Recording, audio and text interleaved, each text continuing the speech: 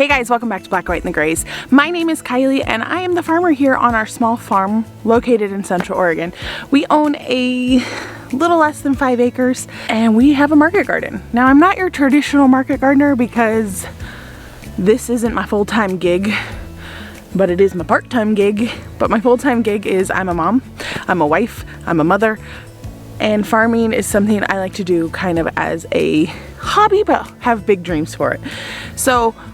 But my family takes priority. So when I say I'm not your traditional market gardener, a traditional market gardener is planting for market, which I am, but at the same time our family is priority. So you will see like little things sprinkled throughout our market garden that are particularly for our family.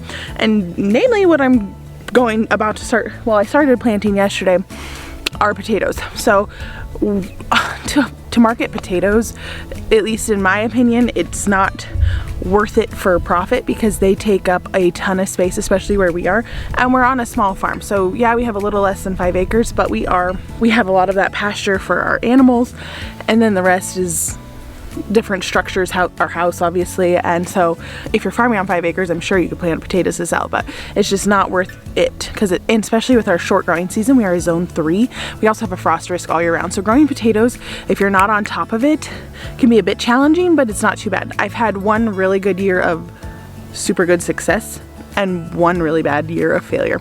So this is our 3rd year growing potatoes in this location, and we're, well, different spot in the garden, but we're hoping to get quite a better yield. Last year, I think we planted the most potatoes we ever did. We did a 60-foot bed, 60-foot long bed by 5 foot, and a 75-foot bed by 5 feet, and we got 8 pounds of potatoes out of it. So I didn't even get what I planted, but we had some factors going against us. This year, we're planting probably 2 smaller beds of, I think they're 25 feet, and that's about what I did my first year. We planted a 25-foot, 3-foot by 25-foot row 3 years ago and had great yields. I think we got 75 pounds of potatoes out of it, and so I'm kind of hoping to double that or triple that this year depending on what we can get. Last year I was quite neglectful when we had so many frosts throughout the summer, and the previous year where I had a high yield, we didn't have any frost in July and August, but that wasn't the case last year. So this year we're hoping, and if we do have a bunch of frost, which I'm planning on, because prepare for the worst, hope for the best, expect something like that. Okay, so I'm gonna prepare for the worst but hope for the best.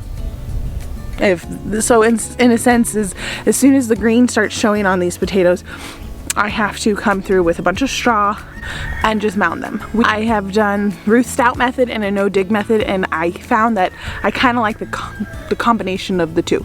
So I like to plant my potatoes in the compost in the ground and then layer a bunch of straw. Now, and I keep mounding the straw until I'm like, okay, potatoes are heavy feeders, they're tubers, they want lots of fertilizer. So then mid-season I come through with another, like an inch of compost and just kind of throw it on there with a shovel or a bucket or whatever I got and just kind of put another layer of compost. And we'll get to that later in the season. But for now, we're gonna put them in the ground, and yeah, we're gonna put them in the ground and get them planted. Right now I have 4 different varieties.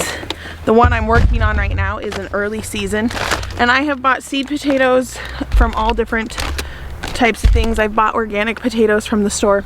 It's perfectly fine. These are just one of our, I think Wilco carries them, and then our Weimar, if you're in the Pacific Northwest, has this. It's the windmill seed potatoes, so these work great. These are what I've had the best yield with, and they're like, sometimes I think seed potatoes, especially if you're buying online, can get kind of ridiculously expensive. So when you're on a budget, or like this year, I did not want to plant potatoes because we had such a failure of it last year. But my husband talked me into it, and he swears that he's going to help me take care of them, so he better. But I don't mind planting them early. There's early season, late season, and mid season. So I have all 3 of those, and these are the early ones. So what you're looking for, this is like a really nice one. What you're looking for is some sprouts. These are called eyes, and they have some have more eyes. So there's a process called chitting. C-H-I-T, and you at least need 2 good eyes. So I could have chit this potato in half, and I have two good eyes right here, and then obviously there's 2 good eyes here. So this could have been 2 seeds. Now I started chitting my potatoes yesterday, and it was a really long process, and I've always planted whole potatoes before, so that's what I'm gonna do. And it's time saving, and I have a lot of potatoes. I actually have a bunch of grocery store ones that are really long sprouted, and I'm gonna try and attempt to grow those as well. But for my seed potatoes, I'm just gonna plant them whole. Actually, all my potatoes, I'm gonna plant them whole. Chitting potatoes is something I haven't actually done until this year, so I'm not an expert. So if you want to chit them, cut them in half, you need to let them heal over. I do know that. So the few I did cut in half, they're healing over inside. It gets way too cold outside, they'll freeze here at night. So if you have freezing temperatures, do not leave your potatoes outside, especially if they're not in the ground. They will turn to mush. Now, speaking of leaving things outside in freezing temperatures, I brought my plants out, some of my flowers and my onions out yesterday. I forgot them overnight, and it got pretty low. And when I woke up this morning, the whole thing was frosted over. And I'm nervous to see what survived. If I killed all my cut flower starts and my onion starts, I'm going to cry. Fair warning. But as I'm looking over there, they're seeming pretty green and happy. So if they survived, my onions should have been okay. They've been slowly hardening off. And basically, if they survived last night, it was one of our colder nights, I'm going to just plant them out today because they survived. So they're good to go. I suck at I'm a very irresponsible farmer, okay? I am willy-nilly. Alright, so today's plan is to plant these potatoes.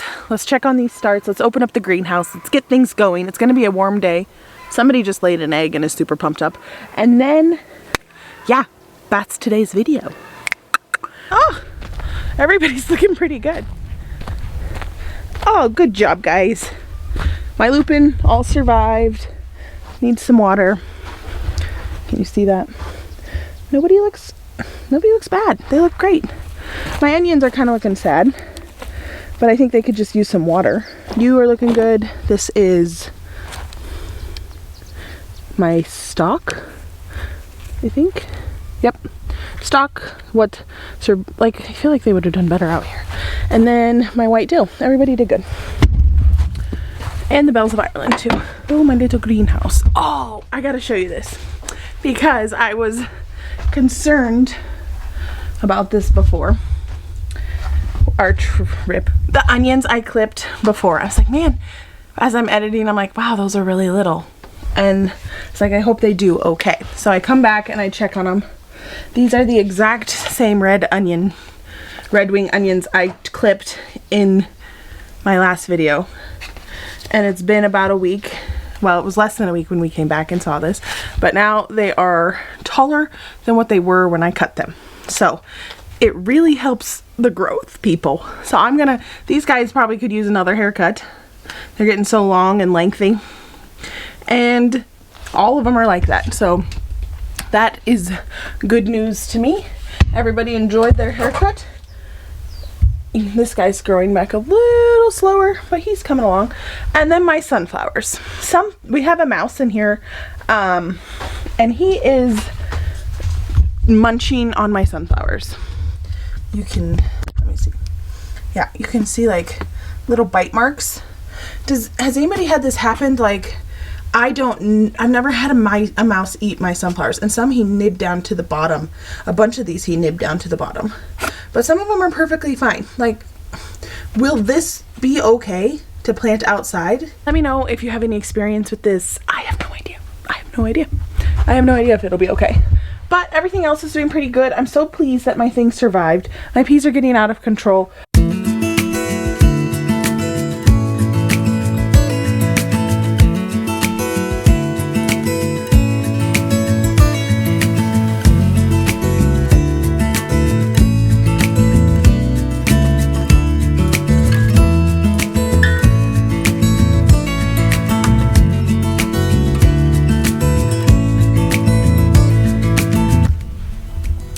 So as I'm planting these potatoes, I thought it would be kind of valuable for you to see this, because it's valuable for me to see this, but I hope you can see this, the difference. But here is the hole. We have pumice volcanic soil, which is zero nutrients, like nothing. Okay, so you can kind of see the pumice getting down lighter, but here is the clear line. This is from 1 year's worth of soil building, and I can even see the compost and the nutrients leaching down into the pumice, which is extremely encouraging. This bed was one of the beds we redid twice last year, and I'm finding bits of I missed some tape last year, and you'll find it in your soil in the years to come. If you missed it, it won't disintegrate. So if you miss a little bit, just grab it out when you're digging around and planting things the following year. It's not a big deal. But so this is just really encouraging to me to see this soil going down this deep. We did add a little layer of compost this year to give it some fresh nutrients. So this is just crazy encouraging. Thanks to the neighbors that brought over a bunch of horse manure last year. That was the base of this. This is just, I wonder what my 3rd year soil looks like. It's gonna be amazing, I tell you. So this is why we do what we do. It's gorgeous. Getting there at least. All right guys, I have a ton of potatoes left to do. It'd be extremely boring for you to watch. So I'm gonna just probably keep doing it throughout the day. We got school to do with the boys. We homeschool, so I got some school to get done and some other projects, but planting these potatoes and getting them in the ground is definitely going to be a priority over the next day or two. The ones I just planted are the Norland potatoes. They're the early season variety. I have some red Potomac or Pontiac, or I don't remember, it's one of those. I have some russets and then some Yukon Golds as well. So that's what we got to get going and put in the ground, and let's get on to it. All right guys, well, I will see you on my next video. Thanks for planting potatoes with me, and thank the Lord that my onions and my flowers survived. Here we go. This is exciting. Can't believe it. All right, bye guys.